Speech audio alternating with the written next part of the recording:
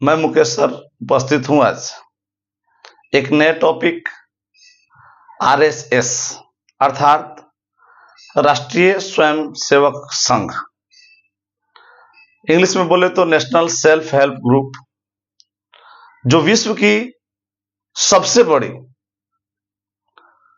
स्वयंसेवक group है विश्व की,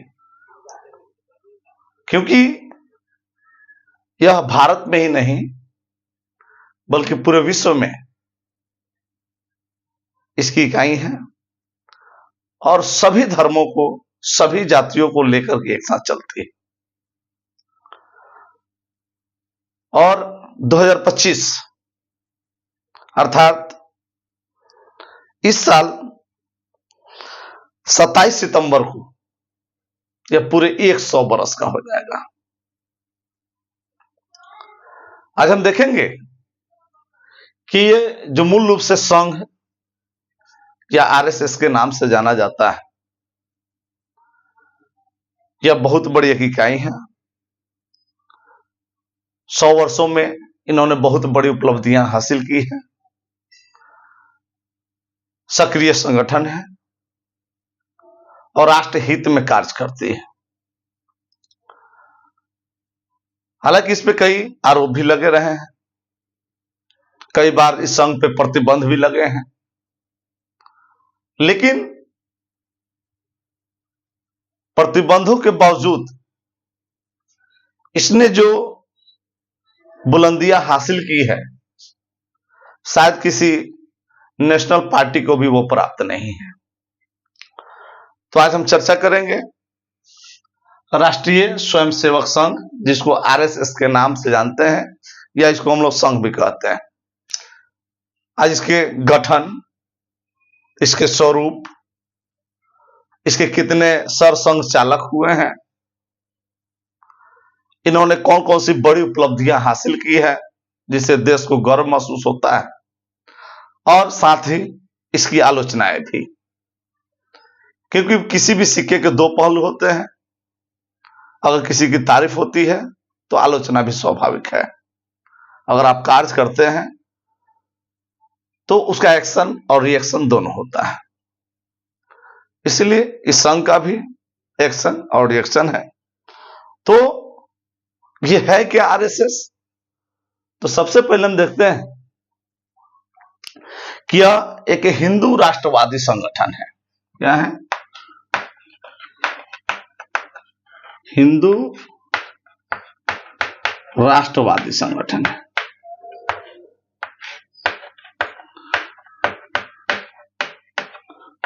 साथ ही इसको यूं कहा जाता है कि यह अर्धसैनिक भी एक तरह से है, क्योंकि इनके वेशभूषा, प्रशिक्षण और इनके जो यूनिफॉर्म है वह अर्धसैनिक इनको दर्शाता है। किस यह आज तक खड़ा है, इसके सपोर्टर कौन है, क्या यह पॉलिटिक्स में भी इन्वॉल्व है? तो हां, जो आज के डेट में सत्तारूढ़ भारतीय जनता पार्टी है, भारतीय जनता पार्टी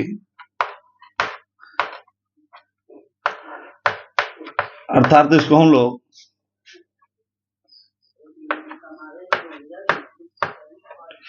बीजेपी के नाम से जानते हैं। यह बीजेपी का पैतृक संगठन है, अर्थात बीजेपी, भारतीय जनता पार्टी, राष्ट्रीय स्वयंसेवक संघ का ही एक विंग है। और प्रचलित नाम मैं पहले ही बता दिया हूं, यह आरएसएस या संघ के नाम से प्रचलित है। विश्व का सबसे बड़ा संगठन है, इस चीज को जान लीजिएगा। सबसे बड़ा संगठन कहां का? तो विश्व का स्तर का। और इसने अपनी प्रतिभा दिखा भी दिया है कि हम विश्व स्तर के हैं। स्थापना की बात करें तो 27 सितंबर 1925 इसकी स्थापना कब हुई? तो 27 सितंबर 1925 और इसके 100 वर्ष इस वर्ष पूरे होंगे, 100 ईयर्स, 100 साल का यह संगठन हो जाएगा। यानी एक लंबी पारी, एक लंबी यात्रा इनकी रही है।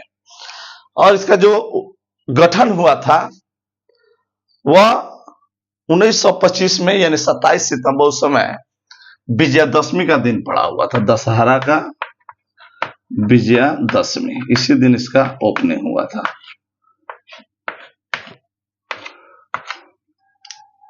अब देखेंगे कि यह किसके दिमाग की उपज है,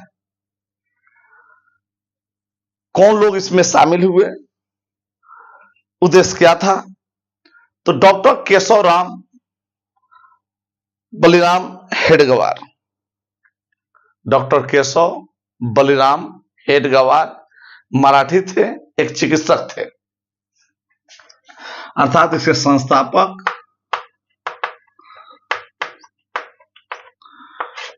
डॉक्टर केशव बलिराम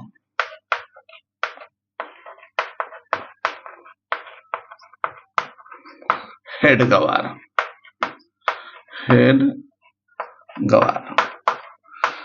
ये पेशे से चिकित्सक थे।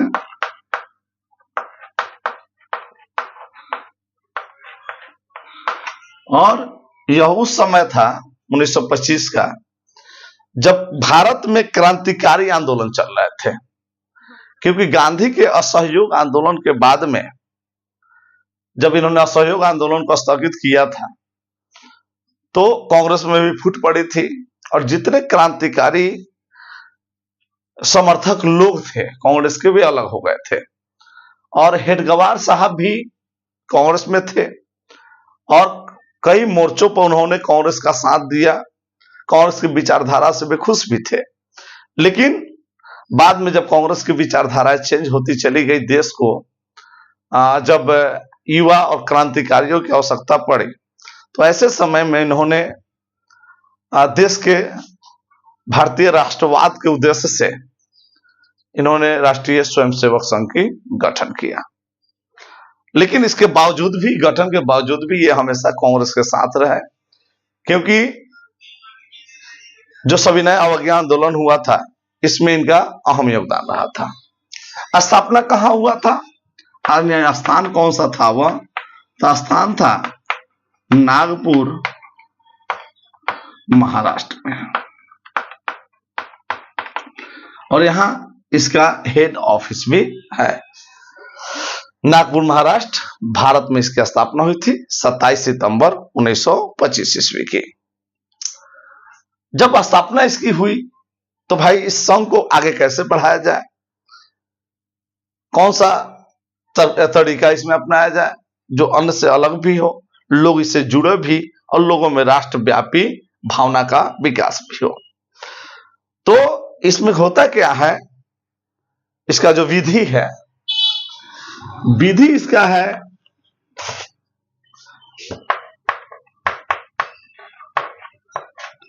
समूह चर्चा, अभ्यास, प्रशिक्षण,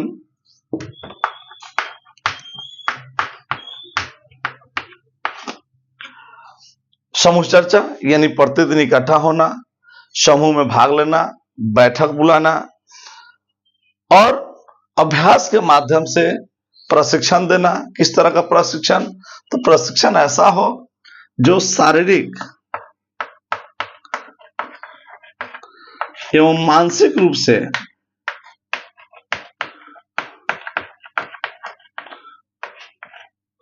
राष्ट्रवादी हो, यानी देश के प्रति वह शारीरिक रूप से और मानसिक रूप से पॉजिटिव बना रहे, और यह प्रतिदिन का कार्य होता है। तो यही विधि है, और इस विधि को हम आज के डेट में शाखा कहते हैं। शाखा सुबह शाम, कहीं कहीं शाखा साप्ताहिक लगता है, कभी महीना में लगता है। तो शाखाएं वहां के सदस्य और किस तरह के लोग इसके प्रतिभागी हैं, उसमें भाग ले रहे हैं, उनके पास समय किस ढंग का है। जैसे मान लीजिए कि उसमें अगर व्यवसायी वर्ग है तो व्यवसायी वर्ग अपने घर पे रह करके शाखा चलाते हैं, तो वे लोग सुबह और शाम में सखा चलाते हैं, जिसको प्रातःकालीन सखा या सायंकालीन सखा कहते हैं। उसका उद्देश्य वही होता है, राष्ट्र में क्या घटनाएं घट रही है उस पर चर्चा करना, उसका क्या निदान हो सकता है उस पर चर्चा होती है। साथ ही साप्ताहिक सखा लगती है। साप्ताहिक सखा में वैसे लोग होते हैं जो सरकारी कर्मचारी हैं, तो उनके पास प्रतिदिन का समय नहीं होता है, तो सप्ताहांत अर्थात शनिवार या रविवार को वे लोग शाखा लगाते हैं और देश में हो रही घटनाओं पर वे लोग चर्चा करते हैं। आज के डेट में अगर इनके सदस्यों की बात करें तो लगभग 50 से 60 लाख सदस्य हैं शाखा में। सदस्य की बात करें तो 50 से 60 लाख सदस्य हैं आरएसएस के। 50 से 60 लाख। अब जरा सोचिए, विश्व का कोई ऐसा संगठन नहीं होगा, कोई ऐसा संघ नहीं होगा जिसमें 50 लाख या 60 लाख लोग शामिल होंगे। और शाखा की बात करें तो लगभग 57,000 शाखाएं हैं। लगभग 57,000 शाखाएं लगती हैं लगभग, क्योंकि शाखाओं की संख्या बढ़ती ही जा रही है। तो 50-60 लाख सदस्य, 57,000 लगभग शाखाएं हैं और इनकी जो आधिकारिक भाषा है, भाषा हिंदी और संस्कृत है।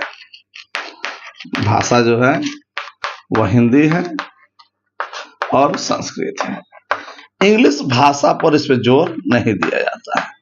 इसलिए अभी जो भी संघी लोगों को देखिएगा या जो बीजेपी के सदस्य हैं, बीजेपी के नेता हैं, वे ज्यादातर लोग हिंदी भाषा का प्रयोग करते हैं, क्योंकि ये लोग संघ से जुड़े हुए हैं। ये लोग का ध्येय क्या है, उद्देश्य क्या है?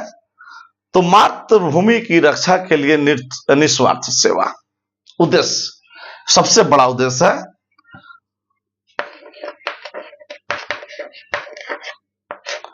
मातृभूमि की रक्षा के लिए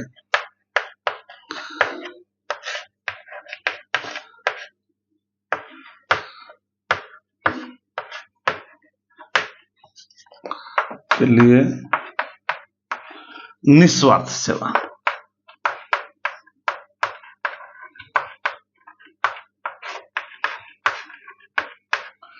ये एक बहुत बड़ा उद्देश्य है और इस पे किसी तरह की न शंका है न संदेह है, और आज तक आरएसएस ने वही किया है।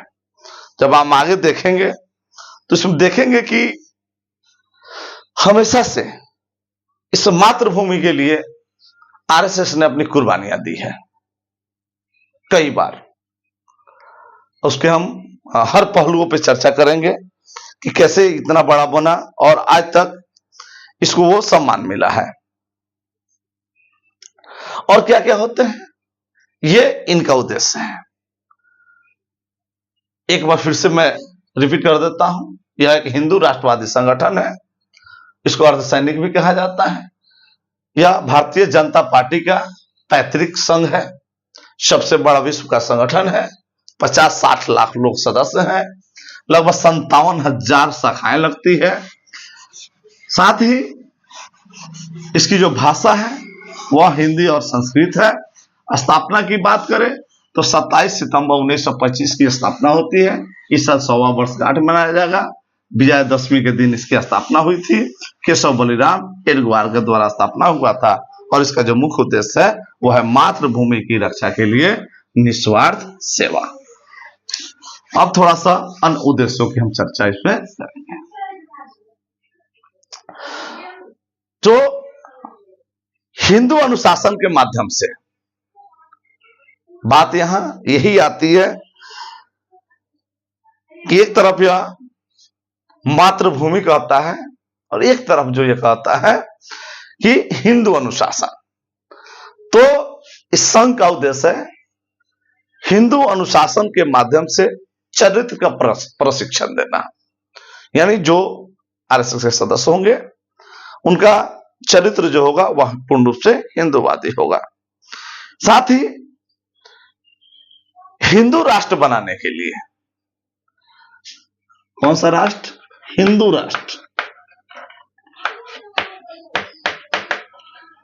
हिंदू राष्ट्र बनाने पर जोर देता है और यहीं पे इसकी आलोचना भी होती है। हालांकि सबका अपना अपना उद्देश्य है। उस तरह अगर आप देखें तो कुछ इस्लामिक संगठन भी है, वे चाहते हैं कि भारत इस्लामिक राष्ट्र बने।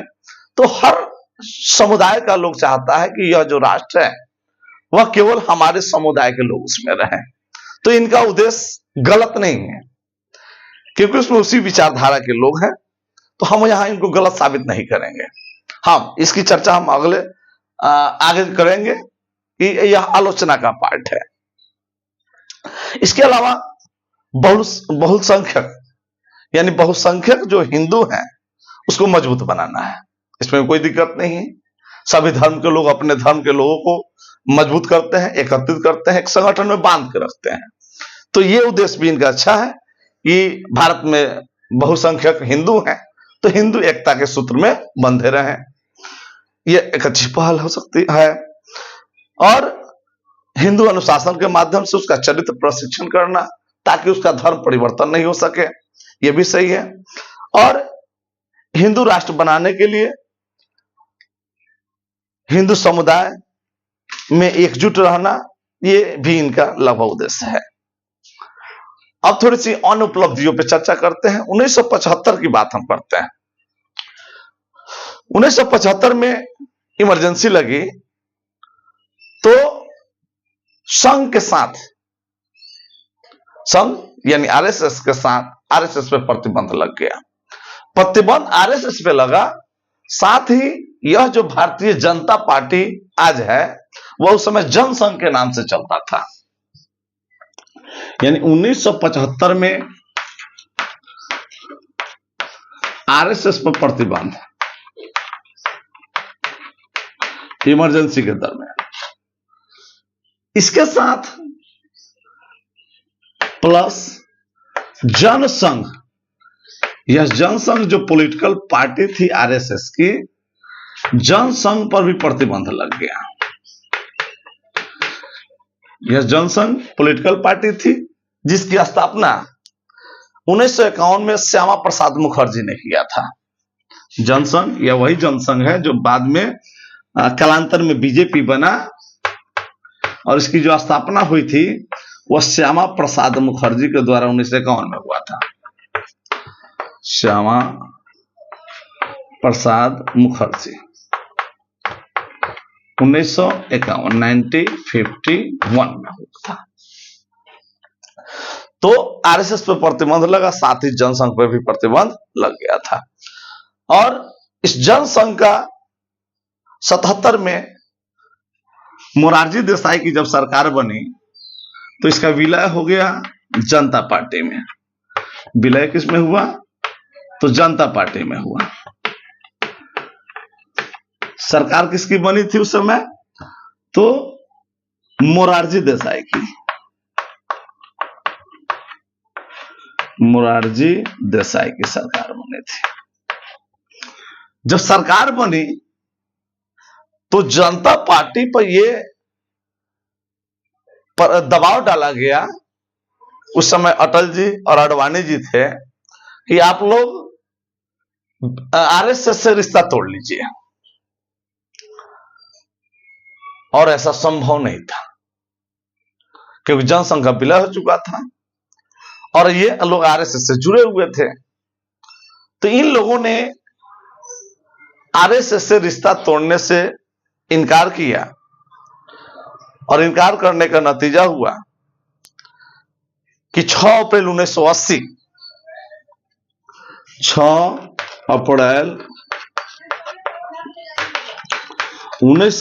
को भारतीय जनता पार्टी का गठन हुआ।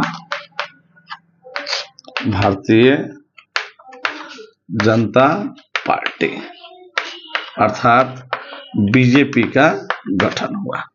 जनता पार्टी से अलग होकर के, यानी जनसंघ के रूप में विलय हुआ जनता पार्टी में, और 80 में जनता पार्टी से अलग होकर के इन्होंने भारतीय जनता पार्टी का गठन किया था। इसमें मुख्य भूमिका अटल जी और आडवाणी ने निभाई थी, क्योंकि इनकी जो राजनीतिक महत्वाकांक्षा थी वह धीरे धीरे बढ़ रही थी।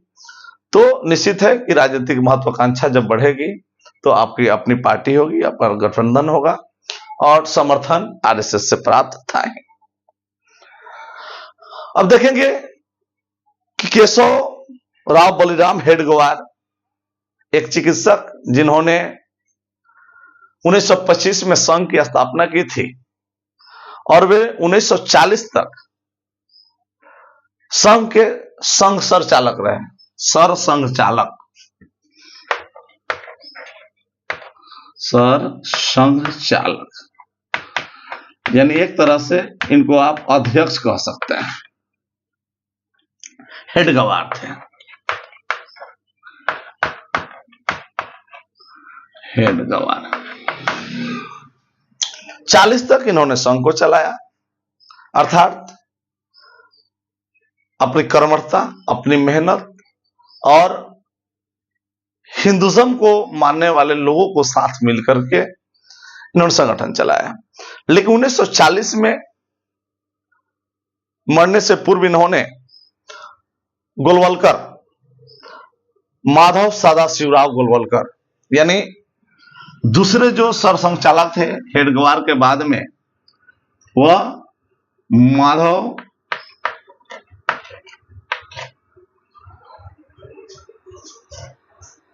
माधव सदाशिवराव गोलवलकर, माधव सदाशिवराव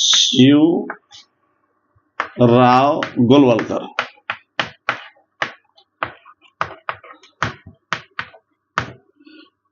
इन्होंने जो संघ के लिए किया, आप शायद इसका अंदाजा भी नहीं लगा सकते हैं, क्योंकि इन्होंने संघ के लिए लगभग 33 वर्षों की सेवा की। 1940 से लेकर के और 73 तक ये संघ के प्रमुख स्तंभ रहे। गुरु जी के नाम से फेमस थे ये, ऐसा इसलिए कि ये बीएचयू के प्रोफेसर और निदेशक भी रहे, बीएचयू के प्रोफेसर रहे, इसलिए ये गुरु जी के नाम से जाने जाते थे। और सोचिए, बनारस हिंदू यूनिवर्सिटी के प्रोफेसर, लेक्चरर रहते हुए इन्होंने संघ के उद्देश्यों को आगे बढ़ाया, प्रचारित किया। साथ ही इनका एक बहुत बड़ा कार्य था, जम्मू कश्मीर विलय मुद्दे पर इन्होंने बहुत अहम भूमिका निभाई थी। इन्हीं के प्रयास से जम्मू और कश्मीर जो है वह भारत के साथ विलय किया था।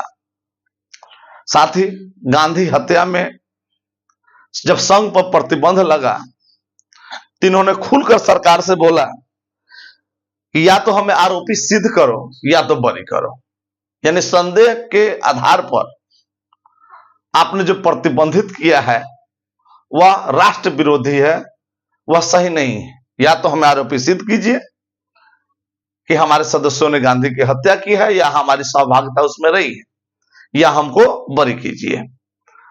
तो इन पर से प्रतिबंध हटा दिया गया।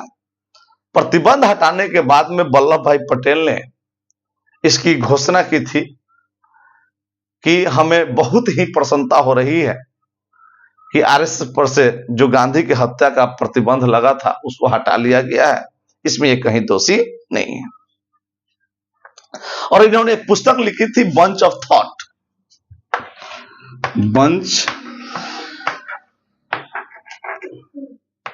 बंच ऑफ थॉट्स, विचारों का समूह, विचारों का गुच्छा। तो हाँ, इन्होंने और क्या किया, संघ को विश्वव्यापी, यूनिवर्सल बनाया, इन्होंने मजबूत किया, शाखाएं बढ़ाई। उनके समय में शाखाएं बहुत बढ़ी और अधिक से अधिक भारतीय जो देश के प्रति अपनी श्रद्धा रखते थे, देश के प्रति अपने समर्पण की भावना रखते थे, वे संघ में जुड़ते चले गए। और इनके बाद पहले हेडगेवार, दूसरे गोलवलकर और तीसरे जो आए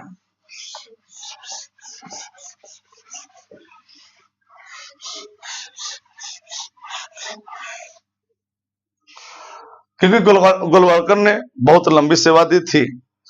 और उसके बाद आए थे देवरस, बाला साहब देवरस 73 से 93, जो तीसरे सरसंघचालक थे। बाला साहब देवरस, ये 1973 से 93 तक रहे। हालांकि इनका अगर मूल नाम देखें तो मधुकर दत्तात्रेय देवरस था मूल नाम।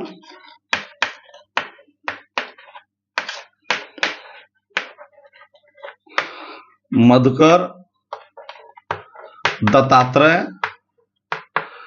देवरस, ये इन्होंने अपनी कम अवधि में बहुत ही सराहनीय कदम उठाया। कदम क्या था इनका? जो शेष भारत थे उस समय के, शेष भारत का संबंध उस समय था पूर्वांचल से, असम, मेघालय, मणिपुर, मिजोरम, अरुणाचल प्रदेश, नागालैंड। तो उन्होंने अपनी संघ का विस्तार पूर्वांचल की तरफ किया। पूर्वांचल में अर्थात उस समय वो लोग वनवासी कहा जाता था, क्योंकि शेड्यूल ट्राइब्स थे, अनुसूचित जनजाति थे, जंगलों में रहते थे। तो वनवासी श्रेणी में बांटते हुए इन्होंने संघ का विस्तार पूर्वांचल तक किया, और वह आज भी चल रहा है। जब आपातकाल लगा तो आपातकाल में इन्होंने सत्याग्रह किया।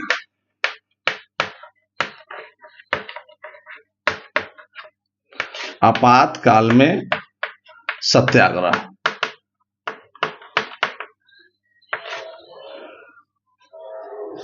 एक तो पूर्वांचल में विस्तार, इन्हीं के समय आपातकाल लग गया और आपातकाल में सत्याग्रह किया, और इस समय फिर से एक बार संघ पर प्रतिबंध लग गया। संघ पर प्रतिबंध। ये थे बाला साहब देवरस अर्थात मधुकर दत्तात्रेय देवरस। 1993 के बाद जो चौथा स्थान मिला वह मिला था प्रोफेसर राजेंद्र सिंह। चौथा प्रोफेसर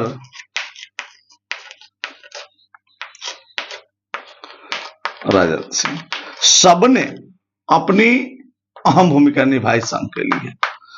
आज 100 साल का संघ यूं ही इतना मजबूत संगठन नहीं बना। हेडगेवार, गोलवालकर, देवरस, राजेंद्र सिंह, इनको रज्जू भैया के नाम से जाना जाता था। और यह 1993 से 2000 ईस्वी तक संघ के सरसंघ चालक रहे। इनको रज्जू भैया के नाम से जाना जाता था। रज्जू भैया के नाम से जाना जाता था। और ये एक सरकारी ऑफिसर थे। आईईएस,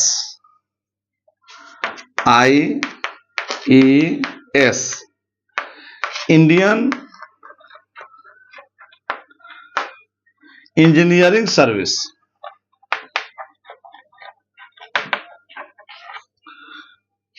इंडियन इंजीनियरिंग सर्विस यानी अभियांत्रिक सेवा में चयनित होने वाले यह देश के प्रथम व्यक्ति थे। कौन? रज्जू भैया या professor Rajendra Singh. IES, Indian engineering service में चयनित होने वाले यह देश के प्रथम नागरिक थे। और इसके बाद इनके बाद सुदर्शन जी बने, चौथा। पांचवा बने थे सुदर्शन लेकिन इनके स्वास्थ्य अनुकूल नहीं होने की वजह से, हालांकि ये पद पे लगभग 9 वर्षों तक रहे, 2000 ईस्वी से लेकर 2009 तक, लेकिन बहुत बड़ा संघ में योगदान नहीं रहा।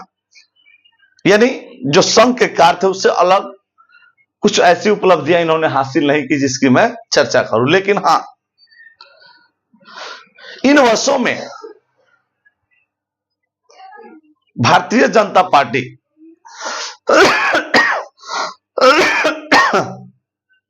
में एक परिवर्तन हुआ था, क्योंकि जब ये बने थे तो उस समय भारतीय जनता पार्टी की सरकार थी, अटल बिहारी वाजपेयी भारत के प्रधानमंत्री थे, और इसी दरमियान बीजेपी की हार भी हुई थी और मनमोहन सिंह की सरकार बनी थी। तो दो उतार चढ़ाव इन्होंने देखे। तो ऐसे सिचुएशन में कुछ अलग होना या करना थोड़ा सा मुश्किल था। अगले जो बने थे, बने क्या, वो है जिसको हम बड़े ही गर्व से मोहन भागवत कहते हैं। तो थोड़ा सा हम चर्चा मोहन भागवत पे, जो छठे और वर्तमान सरसंघचालक हैं, अर्थात वर्तमान सरसंघचालक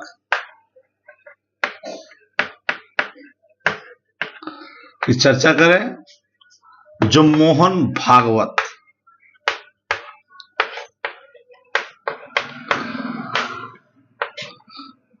और इनकी जो कार्य प्रणाली है, इनका जो कार्य है, इन पे किसी तरह से आप उंगली नहीं उठा सकते हैं। सराहनीय और क्या कहते हैं, एकदम विश्वास के साथ काम करने वाले लोग हैं। इनका पूरा नाम मोहन राव मधुकर राव भागवत। पूरा नाम देखें,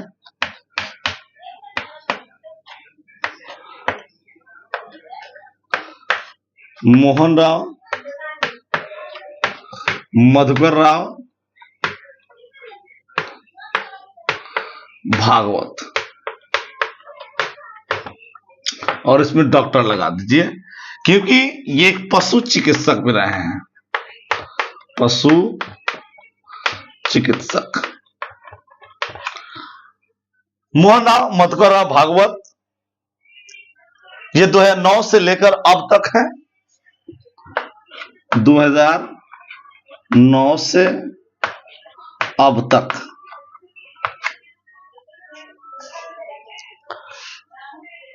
इनके समय में आरएसएस ने एक नई बुलंदी को छुआ है, इस चीज से नकारा नहीं जा सकता है।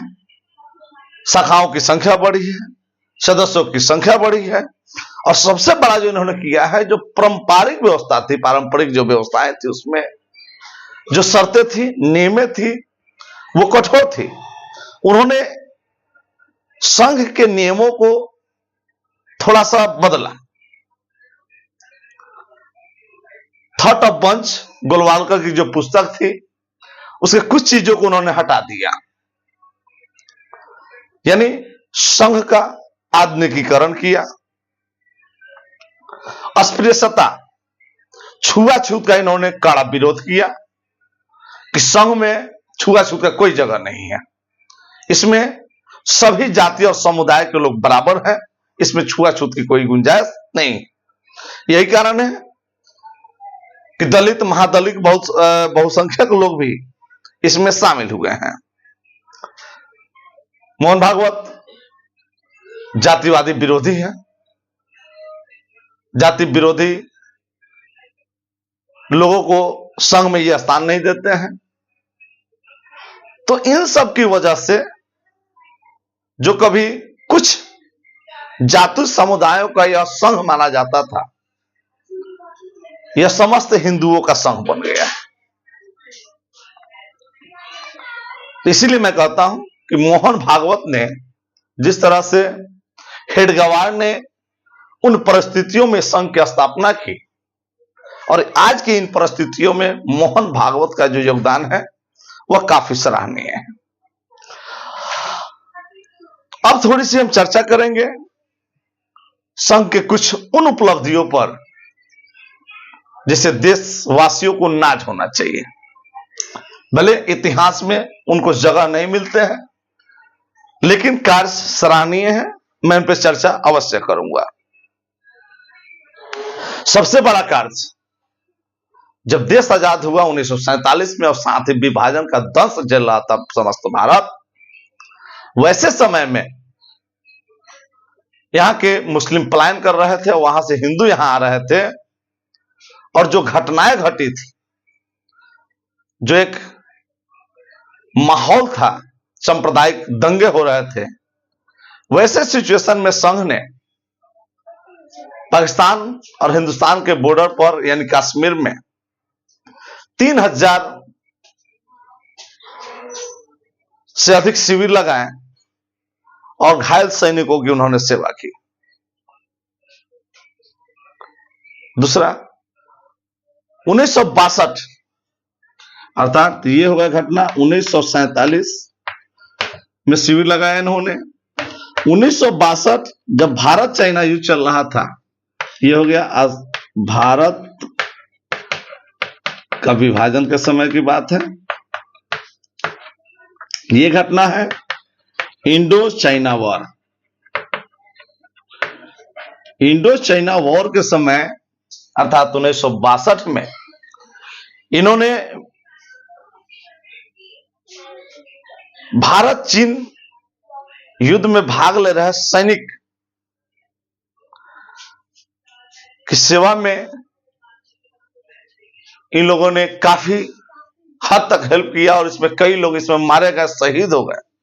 अर्थात इन लोगों ने अपनी जान की कुर्बानी दे करके सैनिकों का सहयोग किया, शिविर लगाया, जिसका नतीजा हुआ कि 26 जनवरी 1963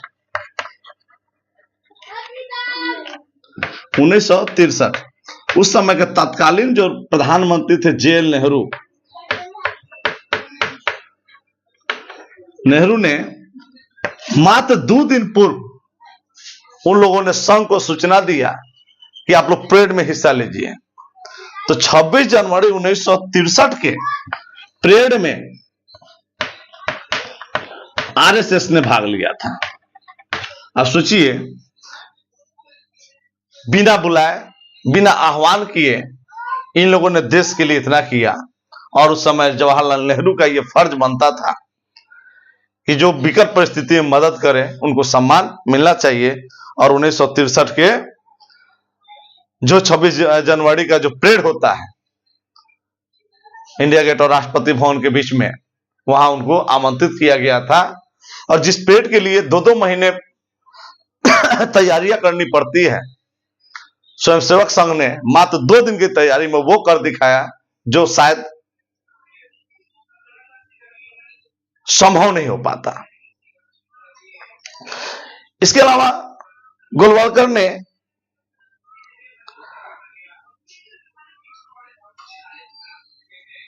जब कश्मीर विलय का मुद्दा चल रहा था, उस समय कश्मीर के शासक राजा हरि सिंह थे। वे असमंजस में थे कि हम पाकिस्तान में जाए कि हिंदुस्तान में जाए, क्योंकि कश्मीर का जो रेलवे रूट था, रेल मार्ग था, वह लाहौर से था, उसके हवाई अड्डे लाहौर से थे, अर्थात वह भारत के तरफ से किसी एंगल से जुड़ा हुआ नहीं था, न यातायात से न रेल मार्ग से। इसलिए वे असमंजस में थे कि ताकि अगर हम भारत के साथ विलय करते हैं तो बहुत सारे हमारी जनता को परेशानी होगी। ऐसे में गोलवालकर साहब खुद अपनी विमान से कश्मीर गए, राजा हरि सिंह से निवेदन किया और उनको इस बात के लिए राजी करा लिया कि आप भारत के साथ विलय करें। हालांकि इसका जिक्र आप कहीं की इतिहास की पुस्तकों में आप नहीं देखेंगे, लेकिन जो सत्य है वो सत्य है। साथ ही 1965 में तो आप ये भी कर सकते हैं, कश्मीर विलय।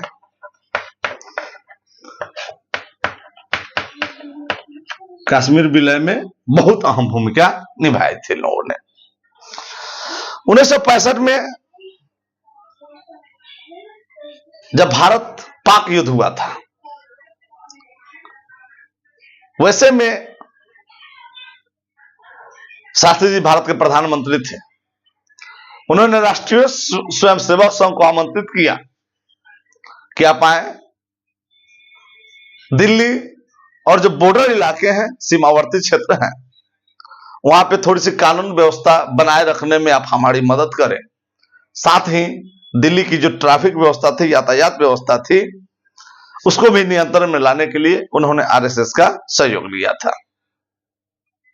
यही आरएसएस है कि 65 के युद्ध में घायल सैनिकों के लिए रक्तदान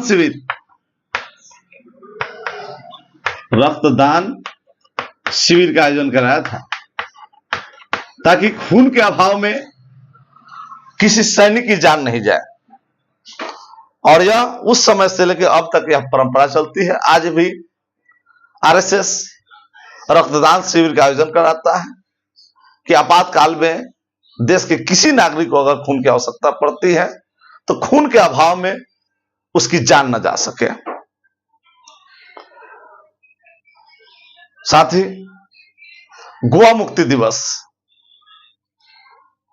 या गोवा मुक्ति संग्राम जिसको हम कहते हैं, गोवा से पुर्तगाली जा नहीं रहे थे, भारत आजाद हो चुका था, विभाजन हो चुका था, लेकिन गोवा में पुर्तगालियों का शासन था।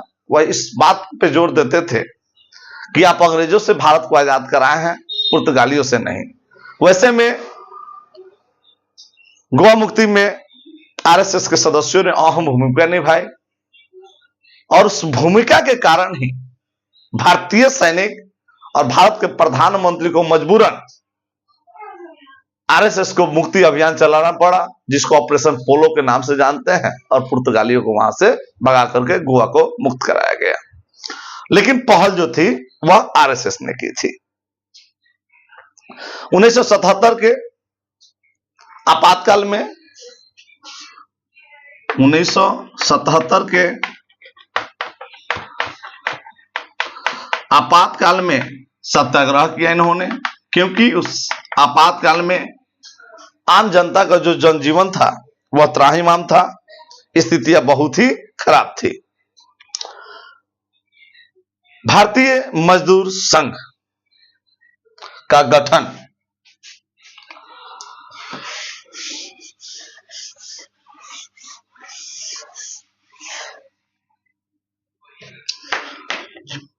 उन्नीस सौ 55 भारतीय मजदूर संघ, जिसको ILO इंडियन लेबर ऑर्गेनाइजेशन की स्थापना भी आरएसएस के द्वारा किया गया। अर्थात आरएसएस ने एक पॉलिटिकल विंग बनाया जिसको जनसंघ, बाद में बीजेपी कहा गया, और एक मजदूरों का संगठन तैयार किया गया जिसको इंडियन लेबर ऑर्गेनाइजेशन कहा गया, और यह विश्व का सबसे ज्यादा बड़ा मजदूरों का संघ है। और इसी मजदूर संघ ने कंपनियों में विश्वकर्मा पूजा प्रारंभ किया।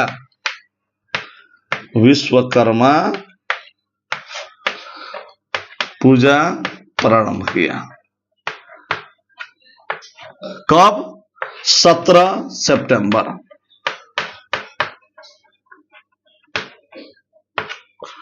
पर यह प्रतिवर्ष 17 सितंबर को विश्वकर्मा पूजा मनाना शुरू किया, और आज लगभग सभी जो इंजीनियरिंग से जुड़े हुए वर्कशॉप हैं, गाड़ी हैं, वहां पे विश्वकर्मा पूजा होता है। वह वहीं से परंपरा यह शुरू हुई है भारतीय मजदूरों के द्वारा। राजस्थान में जमींदारी प्रथा बहुत चरम पे थी। उस जमींदारी प्रथा को खत्म करने में भी आरएसएस ने अहम भूमिका निभाई। उस समय भैरव सिंह शेखावत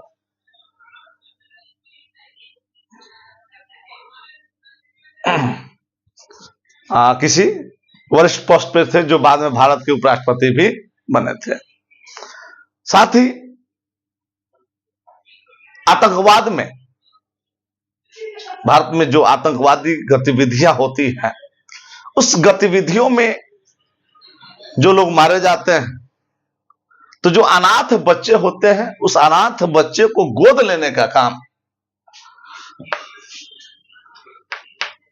शहीदों के अनाथ बच्चे, शहीदों या आतंकी हमले में मारे गए, हमले में मारे गए लोगों के बच्चों को यह गोद लेती है और अनाथालय चलाती है। तो ये कार्य जो है, अगर आप मानवता की दृष्टि से देखें तो बहुत ही उत्कृष्ट कार्य की श्रेणी में आता है। साथ ही जब जब भूकंप, बाढ़, जितनी भी प्राकृतिक आपदाएं आती है, चाहे वह केदारनाथ बद्रीनाथ की आपदा हो, तो हर आपदा में आरएसएस हमेशा तत्पर रहती है।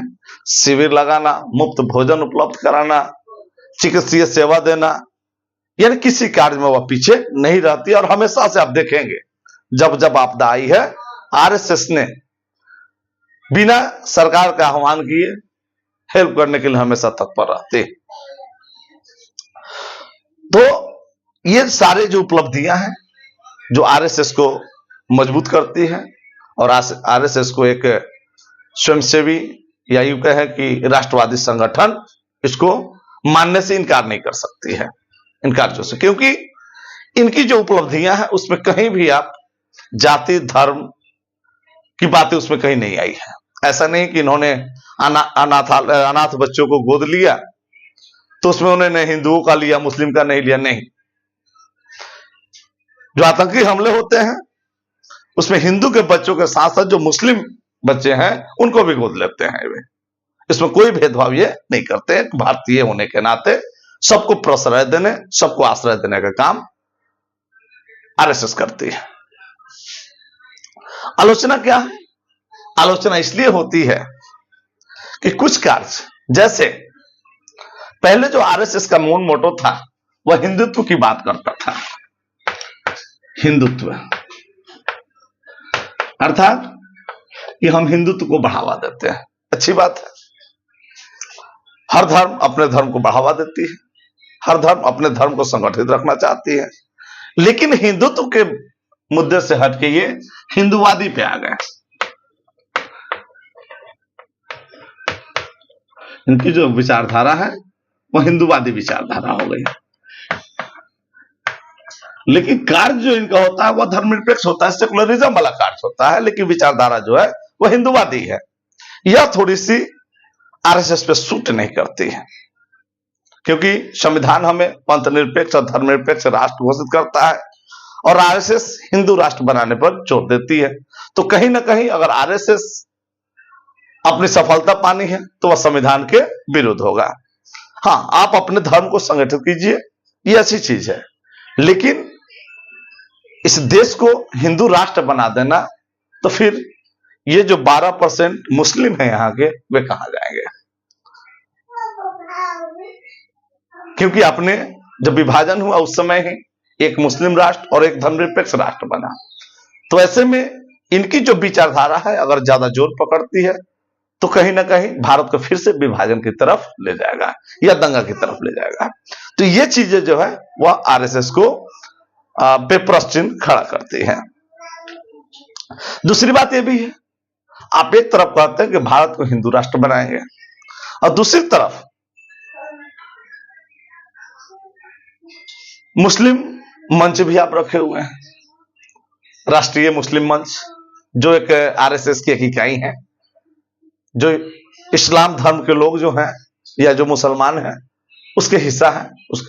तो एक तरफ आप आरएसएस में मुसलमान को भी रखते हैं और एक तरफ आप हिंदू राष्ट्र बनाने की बात भी करते हैं, जो कहीं से सटीक नहीं बैठती है। या तो आप आरएसएस से मुस्लिम विंग को नहीं रखिए, तब आप बात कीजिए, आप साथ रह के अगर उस तरह की बात करते हैं तो फिर वे मुसलमान जो इस विचार मंच से आपके जुड़े हुए हैं वे कहा जाएंगे। दलित पिछड़ा,